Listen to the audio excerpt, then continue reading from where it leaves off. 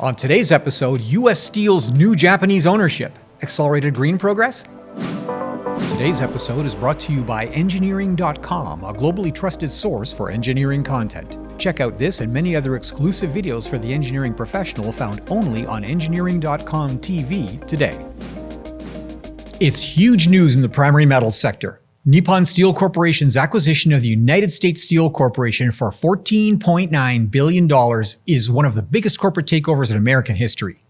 The deal, consummated with a buyout at a 40% premium to U.S. Steel's closing share price on December 15th, will result in the company reaching annual total crude steel capacity of 86 million metric tons, with production facilities in Japan, Southeast Asia, and India, along with the newly acquired American operations.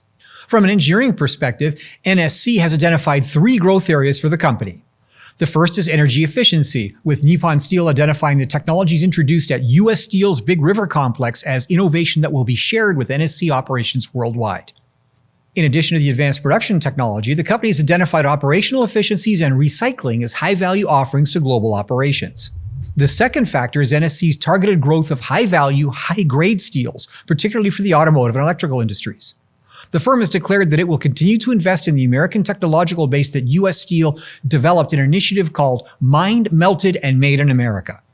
And the third and most technically challenging initiative will be the move toward decarbonization in steel production.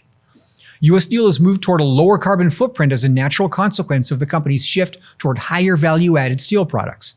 These can be cost-effectively produced in mini mills using electric arc furnaces, with scrap as a basic raw material.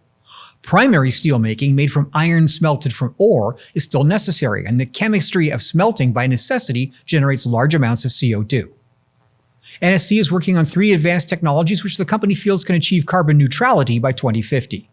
Large-scale electric arc furnaces are a similar route taken by U.S. Steel, but the company is also investigating hydrogen injection into blast furnaces and the ultimate form of decarbonization, hydrogen gas as the reactant and fuel for direct iron reduction. This offers the possibility of completely eliminating reliance on metallurgical coal for coke, and small-scale commercial experiments have successfully produced steel using this technology. Making it a cost-effective process, however, depends on two factors. One is the ability to generate large amounts of low-cost hydrogen gas, which suggests electrolysis of water. This will require large amounts of low-cost electric power, but it also suggests interesting possibilities for the geography of large steel mill operations. Without the need for immediate proximity to bulk shipments of metallurgical coal, future steel mills may be located closer to the generation sources of electricity rather than near navigable waterways or rail links to coal producers. Another factor is carbon sequestration.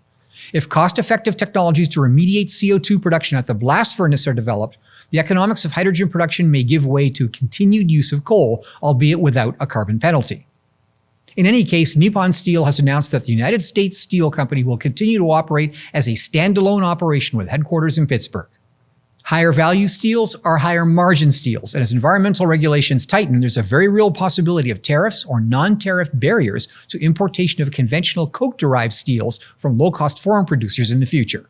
The Japanese acquisition of the iconic American steelmaker may actually guarantee the success of United States Steel for the foreseeable future.